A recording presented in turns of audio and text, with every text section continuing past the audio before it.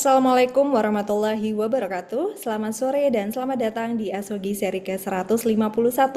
Apa saja kutanya Himpunan Onkologi Ginekologi Indonesia. Asogi merupakan webinar online series yang diselenggarakan oleh HOGI dan menjadi wadah diskusi seputar permasalahan dan kasus-kasus terkait onkologi ginekologi.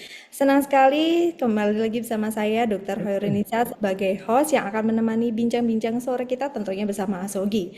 Dan tidak lupa kami juga mengucapkan terima kasih untuk rekan sejawat dokter, SPOG, ginekolog onkologi, serta para guru besar yang sudah berkenan meluangkan waktunya setia menjadi peserta Asogi dari minggu ke minggunya. Tentunya selama 60 menit ke depan kita akan berdiskusi bersama para narasumber yang sudah pakar di bidangnya. Dan pada kesempatan sore hari ini, topik yang akan kita bahas adalah mengenai peran imunoterapi pada kanker serviks. Di sini di tengah-tengah kita sudah hadir 3 orang, 2 orang narasumber dan 1 moderator yang akan siap berbagi ilmunya dengan kita. Izinkan saya menyapa terlebih dahulu narasumber kita yang pertama, yaitu Dr. Ima Dewi Dialaksana Mahayasa, spesialis obstetrik ginekologi subspesialis onkologi. Beliau merupakan konsultan onkologi ginekologi di RSUD Provinsi NTB. Selamat sore Dr. Made. Selamat sore Dr. Nisa, selamat sore rekan-rekan sekalian. Terima kasih dok sudah berkenan hadir. Baik, untuk narasumber kita yang kedua yaitu Dr. Adindri Rahmanto, spesialis obstetrik ginekologi subspesialis onkologi. Beliau ini merupakan konsultan onkologi ginekologi dari Fakultas Kedokteran Universitas Gadjah Mada di RSUP Dr. Sajito, Yogyakarta. Selamat sore Dr. Adin. Selamat sore, Assalamualaikum warahmatullahi wabarakatuh. Waalaikumsalam warahmatullahi wabarakatuh. Terima kasih dok sudah berkenan hadir, dan yang akan memimpin jalannya diskusi Asogi sore hari ini adalah Dr. Rizal Sanif, Mars Spesialis Obstetrik Ginekologi Subspesialis Onkologi. Beliau merupakan konsultan onkologi ginekologi di Fakultas Kedokteran Universitas Sriwijaya dan di RSUP Dr. Muhammad Husin Palembang. Selamat sore Dr. Rizal Sanif. Selamat sore, Assalamualaikum warahmatullahi wabarakatuh. Waalaikumsalam, terima kasih sudah berkenan hadir. Baik, kepada seluruh peserta Asogi, jangan lupa untuk mengakses akun Pelataran Sehatnya dan menjoin Zoom dari awal sampai akhir karena presensi akan tercatat secara otomatis melalui sistem Zoom dan kemudian akan terverifikasi secara otomatis. Jadi tidak perlu lagi untuk meminta akses di Pelataran Sehatnya. Untuk seluruh peserta bisa berinteraksi secara langsung dengan para narasumber. Bila ingin mengajukan pertanyaan secara langsung bisa menekan tombol raise hand terlebih dahulu atau bisa menuliskan pertanyaannya di fitur Q&A yang sudah kami sediakan. Sebelum kita memulai diskusi kita pada sore hari ini, izinkan saya mengundang Wakil Ketua HOGI yang juga hadir pada kesempatan sore hari ini untuk membuka acara Asogi sekaligus memberikan sambutan. Kepada Dr. Ali Budi Harsono, spesialis obstetrik ginekologi subspesialis onkologi, kami persilahkan. Baik, terima kasih Dr. Nisa. Assalamualaikum warahmatullahi wabarakatuh. Waalaikumsalam warahmatullahi wabarakatuh. Ya, saya hormatin para guru besar, para sejawat dokter, baik sejawat dokter onkologi ginekologi maupun sejawat dokter obgyn yang kebetulan pada hari ini berkesempatan untuk ikut menyaksikan dan diskusi dengan teman-teman sejawat dari HOGI, yaitu dengan ASHOGI-nya. Rasanya tanpa terasa kita Asogi sudah masuk seri ke-151 ya, Dr. Nisa ya. Iya. Dr. Nisa ini host yang, jadi kalau ada Dr. Nisa udah bayangannya udah Asogi aja. Dan alhamdulillah secara istiqomah HOGI melakukan kegiatan ini. Dan alhamdulillah juga teman-teman masih tetap semangat untuk berbagi dengan sejawat-sejawat yang lain. Sehingga Asogi sampai sekarang dapat terselenggara dengan baik. Ucapan terima kasih dan sekaligus permohonan maaf dari Ketua HOGI yang pada hari ini tidak berkesempatan untuk menghadiri Asogi pada seri hari ini. Tetapi rasanya dengan diwakili oleh anggota hoki kita yang sebagai moderator dan narasumber. Mudah-mudahan ini bisa bisa membantu juga memperkuat silaturahmi kita ya dengan berdiskusi. Topik yang diangkat pada kali ini adalah imunoterapi pada kanker serviks. Rasanya topik yang sangat menarik ya. Dan meskipun bolak-balik Dr. Brahmana mengatakan ya, meskipun kita tidak bisa memberikan terapi terbaik buat pasien, tapi kita harus tahu terapi terbaik buat pasien. Nah, ini yang dicatat buat kita semua bahwa kita memang harus bisa atau harus mempunyai pengetahuan yang terbaik buat pasien-pasien kita. Saya kira tanpa berlama-lama, tadi sudah diperkenalkan oleh host, narasumber kita, Dr. Madi Mahayasa, kemudian Dr. Adin, dengan moderatornya Kak Rizal dari Palembang. Mudah-mudahan kita bisa berdiskusi dan mendapatkan manfaat dari Asogi pada sore hari ini. Dengan ucapan Bismillahirrahmanirrahim, kita buka Asogi seri 151, mudah-mudahan membawa kemaslahatan buat kita semua. Assalamualaikum warahmatullahi wabarakatuh. Waalaikumsalam warahmatullahi wabarakatuh. Baik, terima kasih banyak Dr. Ali Budi sudah berkenan untuk memberikan sambutan sekaligus membuka acara Asogi pada sore hari ini. Saya tidak akan berlama-lama lagi karena saya lihat di sini narasumber moderator sudah siap semua untuk berbagi update ilmunya. Saya persilakan kepada moderator Dr. Rizal Sanif Mars SPOG, subspesialis onkologi untuk memandu jalannya diskusi. Monggo silakan Dr. Rizal. Baik, terima kasih Dr. Indonesia atas kesempatan saya moderatorin hari ini ya. Ya, yang saya hormati Dr. Ali Budi sebagai Wakil Ketua HOGI, para guru besar atau senior yang hadir pada hari ini, dan tidak lupa juga para anggota POGI atau anggota HOGI yang ada atau yang hadir pada acara kita pada hari ini. Hari ini kita akan membahas suatu topik yang peran imunoterapi pada kanker serviks yang dibilang Pak Prof. Dr. Brahmana ya, walaupun kita tidak bisa memberikan terapi ini kepada pasien kita, tapi kita harus mengetahui sebenarnya ada terapi pilihan untuk pasien-pasien kita ya. Makasih sudah hadir pada hari ini yang sudah diterangkan tadi ya, sudah oleh Dr. Indonesia, Dr. Imade Wilaksana Mahayasa SPOG konsultan onkologi ya dari NTB, jauh nih dari NTB ya. Kemudian yang kedua lah Dr. Adin Triaramanto dari SPOG konsultan onkologi dari Yogyakarta.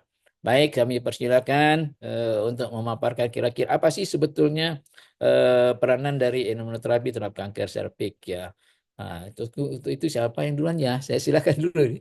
Dr. Made atau Dr. Adin ya? Mungkin saya duluan, Dr. Oke, Rizal. silakan Dr. Dr. Adin, izin saya duluan ya. Kan dok. Nanti saling memperkuat kita.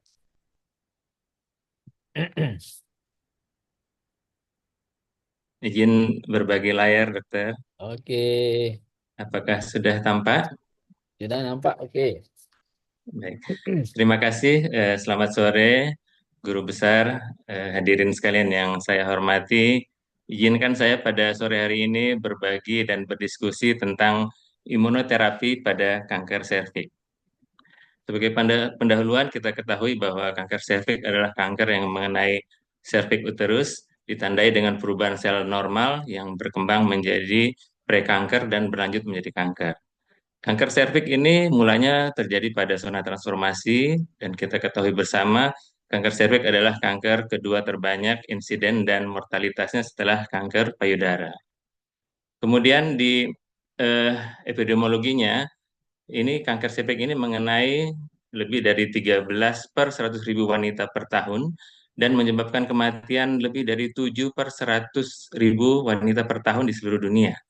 Dan menurut WHO, setiap tahun didapatkan kasus lebih dari 600.000 kasus kanker serviks baru, sementara di Indonesia sendiri ditemukan lebih dari 36.000 kasus kanker serviks baru setiap tahunnya. Kemudian fakta tentang kanker serviks di Indonesia bahwa ternyata setiap jamnya itu 2 wanita Indonesia meninggal karena kasus kanker serviks. Kalau kita lihat dari 11 negara di Asia Tenggara, kejadian kanker serviks di Indonesia itu ternyata paling tinggi. Bahkan dibandingkan dengan yang terdekat itu lebih dari 3 kali lipat dibandingkan Thailand, kejadian kasus kanker serviks setiap tahunnya. Dan dari data kita dapatkan bahwa 100 kasus kanker serviks baru itu terjadi setiap hari dan 57 wanita di Indonesia meninggal setiap hari akibat kanker serviks. Jadi kelihatan magnitud dari kanker serviks ini sangat berdampak besar. Ternyata kanker serviks itu mengenai wanita berusia 36 sampai 55 tahun ini yang terbanyak, dan di Indonesia 70% lebih pasien datang itu pada stadium yang lanjut, yaitu stadium 3B. Ini adalah perjalanan penyakit dari kanker serviks, dimulai dari infeksi persisten dari human papilloma virus, dan dia menyebabkan perubahan pada sel yang menyebabkan proliferasi dari sel ini menjadi tidak terkendali. Namun bila fungsi tumor suppressor gen dari seorang pasien, yaitu protein 53 dan protein retinoblastoma ini berfungsi baik, dan DNA repair ini berfungsi baik, ini bisa membaik dengan sendirinya. Sebagian lagi akan berkembang menjadi lesi prakanker yang kita kenal dengan displasia ringan, sedang, dan berat, dan disinilah kita akan bekerja untuk melakukan screening. Ya, seiring dengan berjalannya waktu, bila deregulasi dari gen E6 dan E7 ini menjadi lebih dominan, seorang wanita bisa jatuh ke kanker serviks. Melihat tadi saya sebutkan tentang screening atau deteksi dini, maka WHO itu menyarankan atau merekomendasikan suatu screening dengan high performance test dikombinasi bisa dengan sitologi atau pap smear yang sudah kita kenal bersama, kemudian bisa juga HPV DNA test dikombinasi dengan inspeksi visual asam asetat. Co-testing inilah yang diharapkan menjadi backbone dari screening di seluruh dunia. Tadi saya sampaikan bahwa kejadiannya 17 dari 100.000. Jadi WHO ini punya rancangan untuk menurunkan, eliminasi, kalau bisa di bawah 4 kasus per 100.000 perempuan. Strateginya ada 3 yang sudah kita ketahui bersama, yaitu yang pertama 90% anak-anak 15 tahun ini sudah mendapatkan vaksinnya. Dan ini di Indonesia sudah dilakukan pada anak-anak kelas 5 dan 6 SD. Kemudian 70% dari wanita 35 sampai 45 tahun ini mendapatkan screeningnya. Di Indonesia sayangnya ini masih kurang dari 10%. Jadi ini PR kita bersama. Kemudian 90% dari wanita yang menderita penyakit yang berhubungan dengan serviks ini mendapatkan penanganan yang terbaik. Tentunya penanganan kanker serviks ini sangat tergantung pada stadium, bisa pembedahan, radioterapi, kemoterapi, target terapi, dan imunoterapi. Dan yang paling banyak kita pergunakan adalah kombinasi dari beberapa modalitas yang ada di atas. Ini adalah staging dari kanker serviks. Staging ini sudah dibuat sejak 2018 dan masih relevan sampai sekarang. Nah, yang berkembang sekarang adalah penanganan dari kanker serviks ini sendiri. Jadi penanganan kanker serviks ini seiring dengan berkembangnya sentinel lymph node biopsi, kemudian pemeriksaan risiko dengan histopatologi, peran dari histerektomi radikal ini mulai sangat selektif. Jadi dengan pemeriksaan sentinel lymph node biopsi ini dan individual adjustment treatment ini, peran dari histerektomi radikal ini sangat terbatas, dan disarankan bila dilakukan histerektomi radikal itu approach per abdominal itu lebih disarankan. Ini pada penanganan dengan fertility sparing, juga sangat selektif pada kasus-kasus yang sangat awal. Yang menarik adalah pada locally advanced cervical cancer, stadium 1B3, 2A2, 4A. Di sini kita lihat histerektomi radikal ini menjadi alternatif, bukan lagi suatu terapi utama. Sementara gold standarnya yang dipakai adalah concurrent chemoradioterapi dan brachytherapy ditambahkan dengan imunoterapi. Jadi kita lihat ada pergeseran dalam penanganan manajemen pada locally advanced cervical cancer ya. Selanjutnya pada kasus-kasus kanker serviks metastasis, persisten, dan distant recurrent, ini juga kita lihat standar treatment-nya adalah first line-nya adalah platinum based chemoterapi dikombinasi dengan target terapi dan imunoterapi. Bila complete respon di maintenance dengan imunoterapi dan target terapi, bila partial respon ada algoritma ya. Sementara second line-nya itu juga di sini peran dari imunoterapi. Ya. Jadi imunoterapi ini menjadi suatu pengobatan atau manajemen yang dipakai sekarang. Kita lihat pada NCCN 2024, Di sini juga first line terapinya adalah pemberian imunoterapi dikombinasi dengan kemoterapi yang sudah ada. Ini rangkuman dari yang tadi, kombinasi ESMO dan ECN, intinya adalah sama-sama merekomendasikan imunoterapi pada lini pertamanya. Kita lihat pola sebaran kanker serviks di dunia. Ini di Asia dan Afrika, ternyata kasus locally advanced cervical cancer ini yang dominan. Ya, di negara maju itu stadium awal itu masih ada, di Asia dan Afrika itu lebih dominan pada stadium yang lanjut. Nah, bagaimana imunoterapi itu bisa berguna pada penanganan kanker? Jadi, pada kanker yang menghasilkan PDL1, contohnya kanker serviks, itu dia akan berikatan dengan PD1 pada sitotoksik T sel. Ikatan ini akan menyebabkan aktivasi dari sitotoksik ini menjadi tidak maksimal, sehingga dia tidak mampu melakukan fungsinya untuk mengeliminasi sel-sel tumor. Pembrolizumab atau imunoterapi yang kita berikan, dia akan berikatan dengan reseptor PD1 ini, sehingga mencegah terjadi ikatan dengan tumor yang berakibat efek dari imunologinya akan meningkat, sehingga bisa melakukan tugasnya untuk membunuh sel kanker. Jadi sebenarnya imunoterapi itu tidak langsung membunuh sel kanker, namun dia mengaktifkan fungsi dari sitotoksik T sel ini untuk melakukan tugasnya sebagai perlindungan terhadap kanker. Ini adalah perkembangan dalam penanganan cervical cancer di dunia, ya, dimulai dari sini sampai saat ini.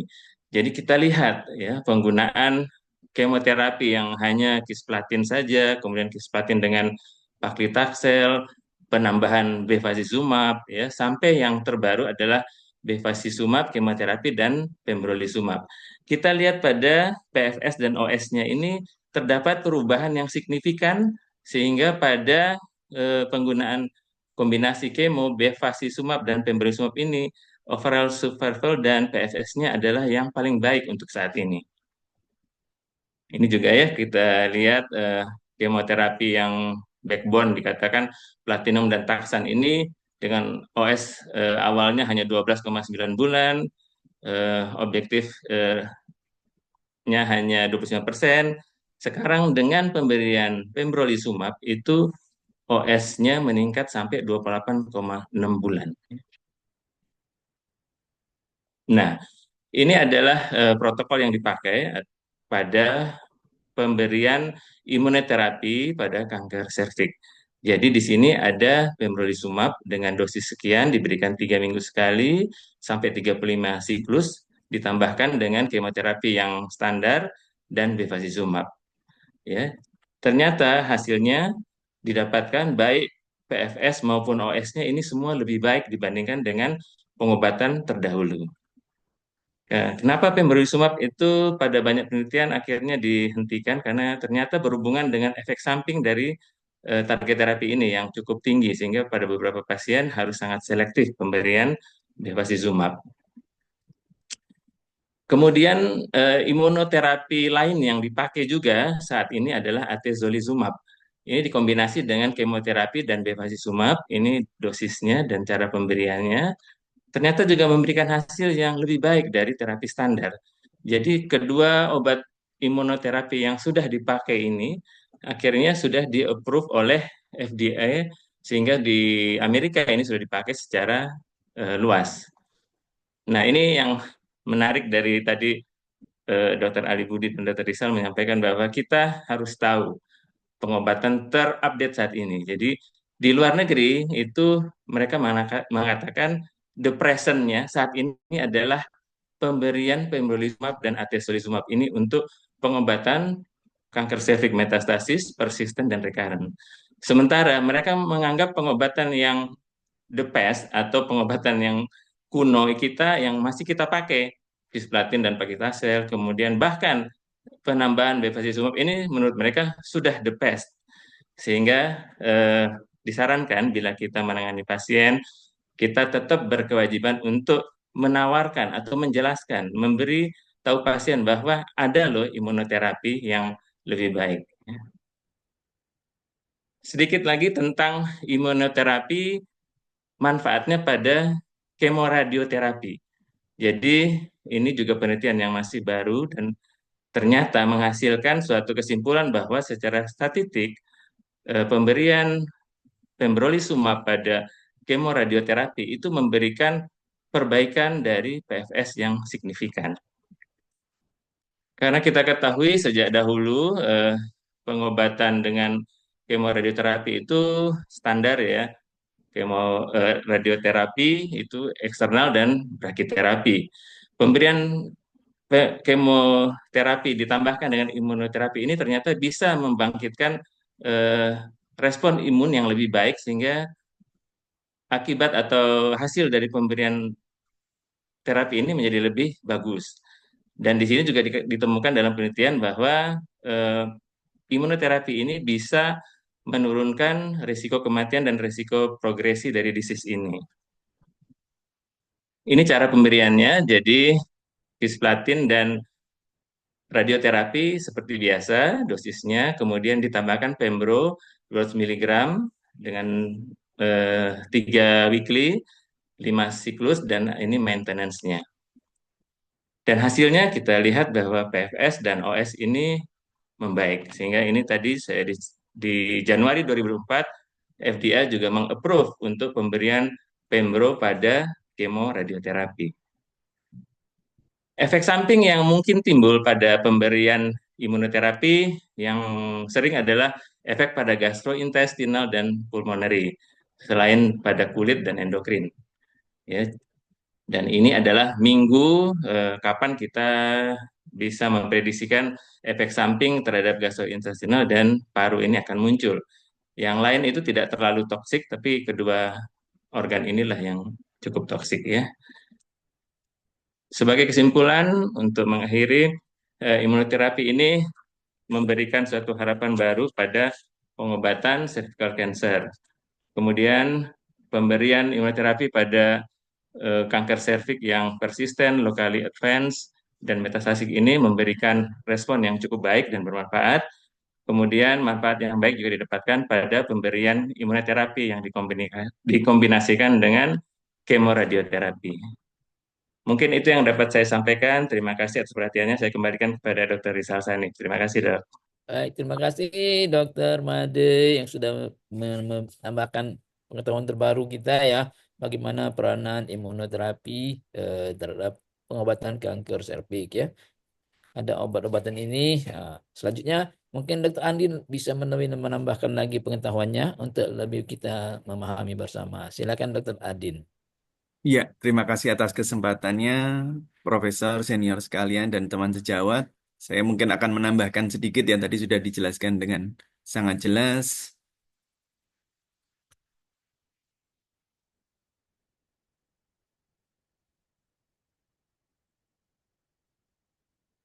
Ya, sudah terlihat ya.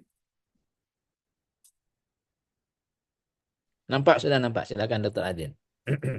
Ya, tadi seperti sudah dijelaskan bahwa kanker serviks ini merupakan kanker yang sifatnya bisa dicegah ya, kemudian treatable juga, tapi sayangnya sampai saat ini masih merupakan masalah di eh, banyak negara ya, terutama low income middle country ini ya, atau LMIC ini ya. Jadi walaupun di negara sudah berkembang dengan vaksinasi ya, kemudian penanganan lesi prakanker, tapi sampai saat ini masih menjadi eh, kanker pada wanita yang nomor 4 baik pada insidensi maupun mortalitinya ya. Jadi di banyak negara berkembang masih ditemukan seperti Indonesia ya, masih ditemukan pada stadium lanjut ya, mayoritas pada stadium 3 dan 4. Kemudian selain stadium lanjut itu juga kita banyak berurusan dengan subgrup dari penyakit yang metastatic disease ya, recurrent metastatic disease, walaupun itu cuma 2% dari kasus, tapi ini menjadi masalah ya, karena terapi-terapi yang ada saat ini juga masih belum menunjukkan adanya perubahan overall survival atau disease-free survival yang menunjukkan angka yang menggembirakan. Ya, kemudian saat ini seperti tadi dijelaskan pada pasien dengan recurrent atau metastasi kanker ya, itu terapi yang saat ini selain dari tadi kemoterapi, kemudian juga bisa ditambahkan dengan bevacizumab ya. Tetapi saat ini overall survival-nya atau median overall survival-nya antara 14,3 sampai 18,3 bulan. Ya, kemudian juga tadi sudah dipaparkan mengenai eh, emerging-nya atau imunoterapi ini sebagai salah satu opsi tentang penanganan kanker serviks ya, terutama pada kanker serviks yang metastasik dan recurrent pasca kemoterapi. Ya, salah satu imunoterapi yang sudah digunakan secara luas yaitu eh, pembrolizumab, yaitu merupakan eh, PD-1 antibody ya, terutama pada eh, tumor-tumor yang mengekspresikan PD-L1 berlebihan ya. Ya, seperti kita tahu kalau kanker serviks itu terkait bisa kita katakan terkait dengan faktor imun juga karena HPV related cancer tentunya berhubungan dengan gangguan imunitas pada individu tersebut sehingga berkembang lebih cepat kanker pada wanita tersebut. Sehingga pada wanita-wanita yang mengalami kanker serviks itu ekspresi dari eh, PDL1-nya tinggi, ya, sehingga mudah terjadi kanker serviks. Nah, itu yang mendasari kenapa imunoterapi itu bisa atau mempunyai opportunity pada penanganan kanker serviks baik pada stadium lanjut ya metastasik maupun perkembangan terbaru pada eh, locally advanced cervical cancer atau LACC. Ya, jadi untuk imunoterapi ini termasuk terapi yang baru. Secara prinsipnya itu terapi yang memperkuat faktor imunitas untuk melawan kanker. Ya, biasanya prinsipnya ada imun checkpoint inhibitor atau ICI. Ya, pembrolizumab ini termasuk dalam ICI. Kemudian juga prinsip terapi lain adalah direct ex vivo manipulasi dari imun cell population. Kemudian mengindireksi imun sel endogenous untuk menyerang tumor spesifik targeted protein. Ya. Kemudian tentang pembrolizumab tadi, pada tahun 2018 sudah di FDA approve untuk second line treatment dari pasien-pasien dengan recurrent dan metastatic cervical cancer yang PD-L1-nya positif. Ya. Kemudian pada 2021 ada tambahan lagi dari imunoterapi yaitu tisotumab vedotin untuk second line recurrent dan metastatic cervical cancer.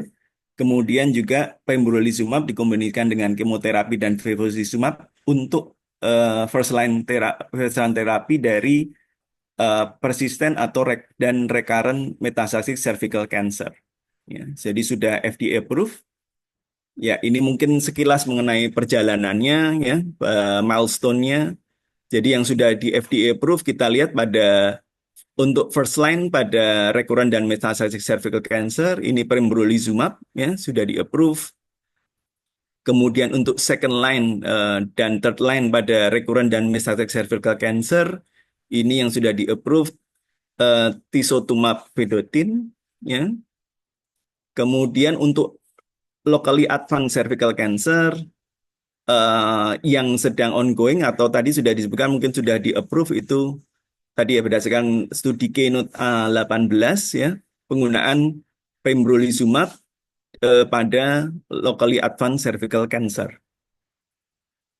Ya, ini sekilas tadi ya, yang sudah di-approve ada pembrolizumab merupakan anti-PD-1 antibody dan atezolizumab ya, anti-PD-L1 antibody. Ya, sekilas mengenai pembrolizumab tadi sudah disampaikan. Jadi merupakan anti-PD-1 antibody ya yang digunakan pada yang tumor-tumor dengan PD-L1 positif ya. Itu dengan combined positive score lebih atau sama dengan 1 ya pada recurrent atau metastatic cervical cancer. Ya. bagaimana bekerja tadi juga sudah diterangkan ya. Jadi eh, pembrolizumab ini akan berikatan ya. Jadi pada tumor yang ekspresi PD-L1-nya tinggi ya, dia akan mengelabui sistem imun dengan berikatan dengan PD-1 dari T-cell ya, sehingga ini escape dari imun, tidak dilakukan tidak dibunuh sel kankernya ya. Sementara pada pasien yang mendapatkan terapi PD-1 blocking antibody diberikan pembrolizumab, pembrolizumabnya akan berikatan dengan PD-1 sehingga tidak terjadi ikatan ada antara PD-L1 dan PD-1 sehingga tumor tersebut akan dibunuh oleh T-cell ya melalui apoptosis. Ya, mengenai manajemen dari recurrent atau metastatic cervical cancer sudah disebutkan bahwa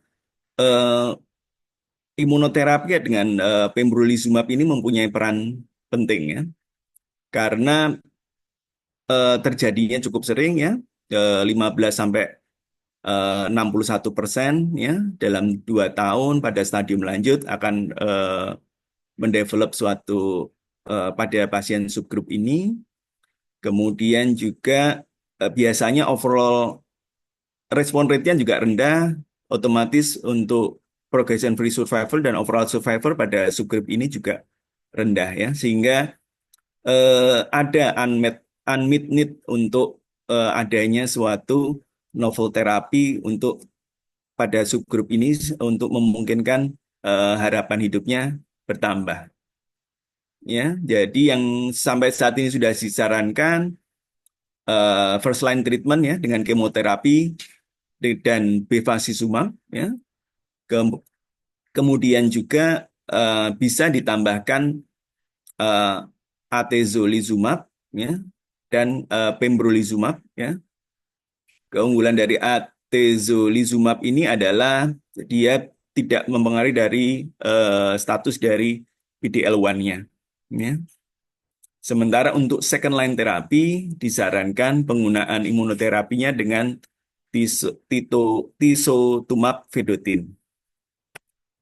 Ya, studi-studi yang terkait yang prominent pada penggunaan pembrolizumab tadi sudah disinggung, Keynote 826 ya. Ya, pada studi ini tadi juga sudah diterangkan bahwa pasiennya itu adalah pasien dengan persisten, recurrent atau metastatic cervical cancer, kemudian dilakukan randomisasi, mendapatkan terapi pembrolizumab dan atau bevacizumab dilawankan dengan placebo ya, dan atau bevacizumab ya. Ya, ini menunjukkan aja bahwa ya stadiumnya mayoritas stadium lanjut ya. Kemudian juga penggunaan bevacizumab pada kedua kelompok ini hampir sama ya. Untuk overall survival dan progression free survival tadi juga sudah dinyatakan bahwa signifikan membaik ya dengan hazard rasionya 0,5 dan 0,6 ya untuk progression free survival maupun overall survival.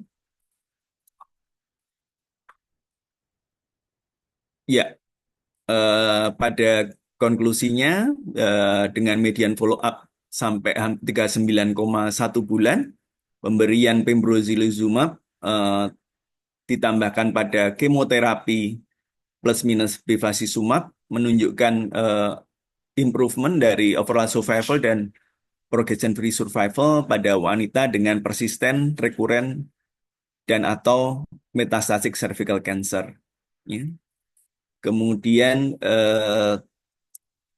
tadi cukup aman, ya, sehingga sudah menjadi standar bagi pada wanita-wanita dengan persisten, recurrent, atau metastatic cervical cancer. Ya, kemudian setelah itu yang tadi juga sudah disinggung bahwa peran penggunaan imunoterapi pada locally advanced cervical cancer setting. Ya, jadi LACC ini kurang lebih dari 50% kasus baru pada cervical cancer. Sementara untuk terapi dari LACC ini dalam 2 dekade terakhir masih belum atau masih sama ya. Artinya eh, CCRT kemudian dilanjutkan dengan brachyterapi ya. Sehingga dicoba dilakukan penambahan imunoterapi dikombinasi dengan CCRT dan radioterapi ya pada Keynote A18 ini. Ya, studinya barusan berakhir ya, menunjukkan bahwa secara pembrolizumab ditambah dengan kemoradioterapi secara signifikan eh, memperbaik dari progression free survival ya pada pasien dengan LACC. Ya, ini untuk eligibility kriteria. Bedanya adalah pemberiannya juga dia ketika eh, kemoterapi dan CCRT ya dilanjutkan dengan maintenance ya. Jadi dosisnya berbeda ya. Tadi kalau pada Keynote 486 dosisnya 200 miligram itu untuk maintenance, jadi maintenance-nya 400 miligram tiap 6 weekly selama 15 siklus ya. Ya. Jadi untuk primary endpoint-nya baik PFS maupun overall survival menunjukkan hasil yang lebih baik ya dengan HR hazard ratio-nya 0,7 dan 0,67. Ya, kita tadi sudah lihat mungkin ya mengenai peran imunoterapi, bagaimana dia memperbaiki overall survival maupun progression free survival. Namun kita juga tahu bahwa kurang lebih 84 kasus cervical cancer dan terkait kematiannya itu terjadi pada negara-negara dengan low human development index ya. Sehingga seperti di kita lah yaitu pemberian imunoterapi harusnya bisa ya memperbaiki untuk survival. Namun tentunya kita ada concern mengenai apakah bisa pasien-pasien kita mampu ya, karena jelas hal ini tidak ditanggung oleh insurance kita ya, sehingga apakah ini akan bisa berlangsung itu, karena compliance-nya, daya belinya juga masyarakat kita masih belum belum sebagus di negara-negara maju ya. Jadi saat ini mungkin masih mungkin berperan, tapi mungkin kita mempunyai beberapa eh, disadvantages ya, terutama terkait dengan affordability dan compliance pada pasien. Sekian dari saya, terima kasih. Assalamualaikum warahmatullahi Waalaikumsalam. Terima kasih Dr. Adin telah menambahkan apa yang telah dipaparkan sama sejawat kita Dr. Made ya. Memang kita ini terapi standar kita ya kan advance atau local advance ini adalah kemoterapi, cisplatin ya kan radioterapi. Memang kita sudah saat ini radioterapi kita sudah cukup baik juga ya. Pemerintah sudah memberikan kita eh, equipment-nya yang sudah cukup bagus juga sebetulnya ya. Tapi ada hal yang lebih bagus ternyata ya dengan penambahan apa namanya tadi pembrolizumab ya pembrolizumab artinya ada mungkin ada orang-orang yang mampu bisa kita berikan ya walaupun kita tahu kita 90% di rumah sakit pemerintah ini kasusnya adalah BPJS yang tidak mungkin akan kita berikan itu gitu kan. Baik, saya kira kita buka diskusi ya. Mungkin ada kita buka di QA ada yang bertanya nih kayaknya nih ya. Nah, sudah ada juga nih. Pertanyaan pertama nih dari Purwa Sentosa ya sejawat kita ya. Pertanyaan ini kalau dulu kemoterapi dalam kasus karsinoma serviks adalah neoadjuvan. Apakah imunoterapi ini juga neoadjuvan atau terapi definitif? Nah, ya kan? Apakah bisa kita gunakan pada spesifik neoadjuvan sebelum kita lakukan tindakan operatif? Oke, silakan nih siapa nih mau jawab Dokter Mada atau Dokter Adin nih? Silakan dulu ya, silakan. Ya, mungkin saya dulu, Dok. Oh ya, silakan Dokter Made. Terima kasih untuk penanya. Jadi pada dasarnya kanker serviks ini kita tahu modalitasnya ada beberapa. Kemudian yang sistemik ini ya, yang kita kerjakan sekarang adalah pemberian kemoterapi kombinasi yang berbasis platinum. Kemudian dengan adanya target terapi dan imunoterapi ini mengubah banyak eh, protokol dan prosedur pelayanan kemoterapi.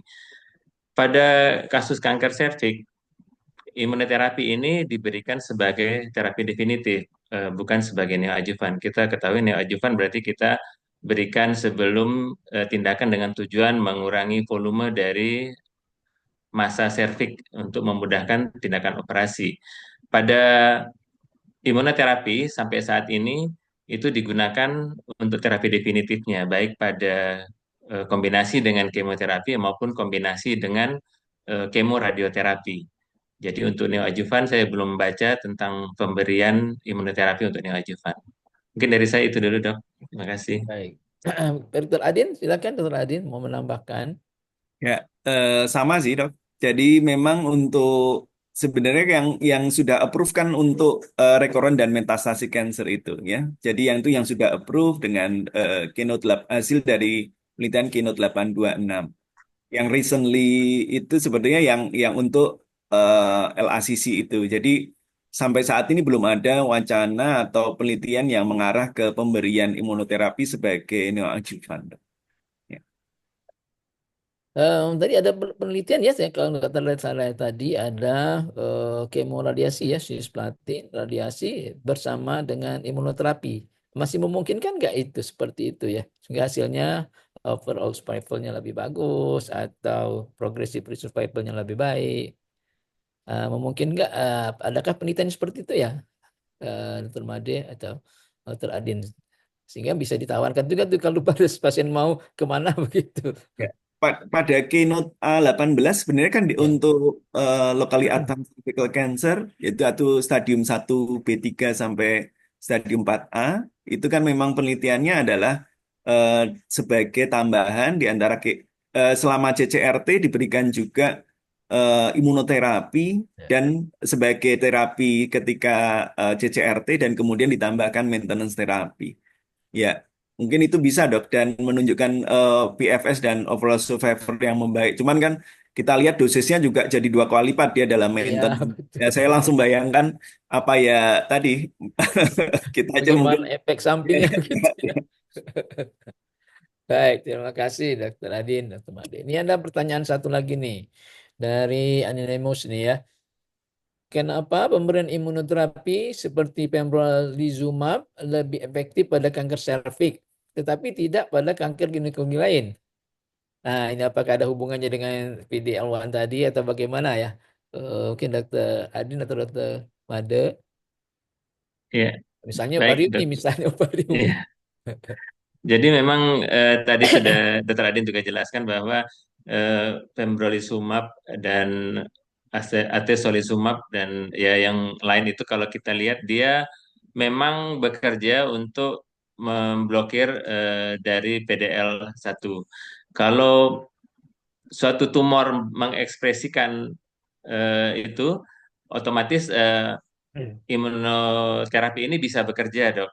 Nah, sementara pada ovarium dan yang lain endometrium saya belum tahu ya kalau yang tapi kalau yang ovarium itu jelas tidak ada PDL disekresikan oleh tumor sehingga pemberian imunoterapi jelas tidak akan berguna.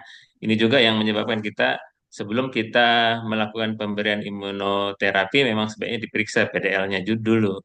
Ini lumayan ini sekitar 4-5 jutaan itu biaya Waduh. pemeriksaannya saja ya untuk Iya, pendahuluan. iya. Mungkin dari saya itu, Dr. Adin Ya, mungkin ya. menambahkan. Oke, mungkin menambahkan Dr. Adin. Ya, mungkin menambahkan sedikit ya kenapa pada kanker serviks ya karena memang untuk kan kanker serviks adalah cancer yang imun related ya tadi dengan infeksi HPV kemudian protein E6 itu tujuhnya. Nah, itu akan tadi benar adalah ekspresi dari PD-L1-nya itu tinggi ya terutama kalau kita lihat pada infeksi yang atau pada cervical cancer yang squamous cell ya itu positivity rate-nya bisa sampai dengan 85%. Kemudian sementara pada yang adenokarsinoma eh, itu lebih rendah. Jadi mungkin nanti juga bisa itu pada yang lebih efektif pada yang squamous cell carcinoma. Ya, terima kasih. Baik, artinya kalau sebelum pemberian bevacizumab kita sebaiknya kita diperiksa dulu ya imunostomikimianya dari PD-L1-nya begitu ya, sehingga lebih efektif untuk pengobatan. Tadi seperti dijelaskan kalau memang CR-CRPIC ini faktor penyebabnya adalah virus, tentunya mungkin sistem imun itu yang lebih memunculkan ya PD-L1-nya tadi ya, dibanding dengan ovarium yang penyebabnya sampai saat ini kan tidak jelas, tapi kemungkinan bukan infeksi begitu ya, barangkali ya. Ya. Baik-baik. Ini ada pertanyaan berikutnya ini dari Raditya Eri Pratama.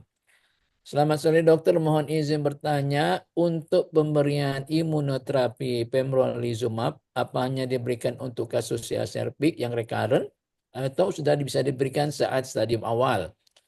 Untuk pemberian pembrolizumab, apakah harus diperiksa dulu PNL1? Ini sudah dijawab tadi yang nomor 2 ya. Mungkin silakan, apakah memang dari kalau kita mau awal seperti penelitian tadi ya, para diberikan kemoradiasi kemudian ditambahkan dengan pembrolizumab. Apakah memang misalnya stadium awalnya tidak memungkinkan nih, misalnya obesitas sekali gitu kan, yang tidak mungkin untuk kita lakukan operasi, tapi radiasi kita dengan ini. Silakan mungkin Dokter Mada atau Dokter Adin bisa memberikan Iya. tanggapan gitu.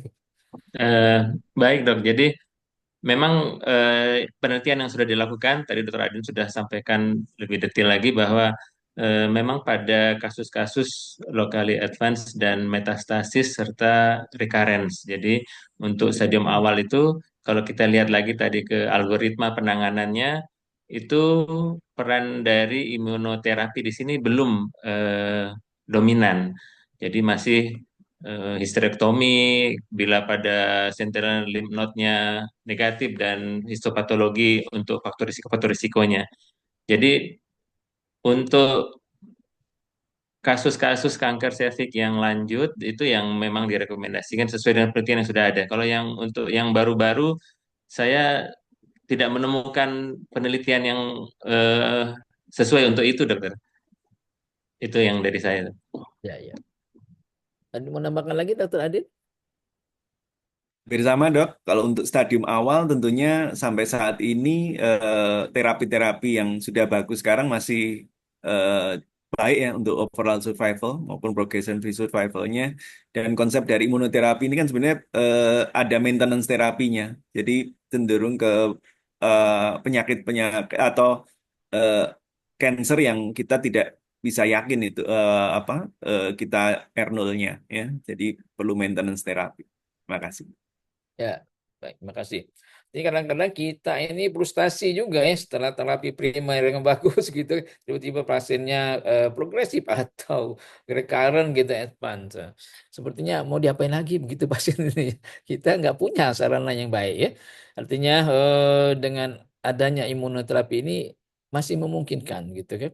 Kira-kira kalau orang mau bertanya nih, di manakah kita bisa, apakah di Indonesia sudah bisa ya, seperti Darmais misalnya, atau Jogja misalnya begitu, yang memungkinkan nggak ya kita linknya kemana begitu mencari obatnya ini. Karena kan sudah di-proof kan, kalau di-proof berarti kan ada kan. Jangan sampai di Indonesia black market pula begitu kan. Gimana tanggapannya? Oke. Kalau di Jogja untuk dari bagian patologi anatominya sudah bisa dok untuk Oh, melakukan pemeriksaan PDL ya. yang belum ada pasiennya dok yang mampu. Bahasanya yang mau periksa itu ya. Ya, ya. 5 juta tadi ya periksanya. Gimana dokter dokter Madi? Ya, jadi betul dok, sama dengan dokter Adin ya. Pasiennya yang merupakan problem tadi dokter Adin sudah sampaikan kemampuan beli dari pasien kita ya, karena kita ketahui universal insurance kita BPJS belum menanggung. Kemudian insuran-insuran yang lain juga klausulnya kalau sampai Ya, semahal ini juga mereka akan berhitung dok. ya Karena betul. saya coba hitung-hitung itu eh, yang 100 miligram itu saja 60 juta satu Oh, ampul. Itu butuh 200 miligram tadi dokter Adin bilang ya. Berarti hmm. untuk satu kali pemberian itu butuh 120 juta. Ya, Nanti diberikan 35 siklus. Itu kalau 35 kita siklus. total-total lebih dari 2,4 miliar untuk Waduh, ya itu. satu pasien. Sementara overall survival yang diharapkan eh, ya tidak sembuh juga gitu ya. Jadi dia hanya menambah harapan hidup saja. Ini Iya, jadi concern kita bersama sehingga betul dari Dokter Brahmana, Dokter Rizal sampaikan kita harus tahu walaupun kita belum punya pasiennya. iya, Tapi kalau misalnya suatu saat nanti ada yang datang ke Dokter Adin atau ke Dokter Rizal atau ke saya, ya kita sudah tahu bagaimana melakukan pemberian imunoterapi untuk mengatasi penyakit kanker serviknya. iya, iya. Cukup mahal berarti dok. Walaupun gitu masih ada harapan. Harapannya selalu ada dok. Harapannya ada. Iya, iya, iya. Eh, baik, kita lihat lagi apakah masih ada nih di QA. Dokter Nisa masih ada nggak ya? Oh, ada nih. Oke, ada pertanyaan nih. Tata laksana karsinoservik terkini les radikal.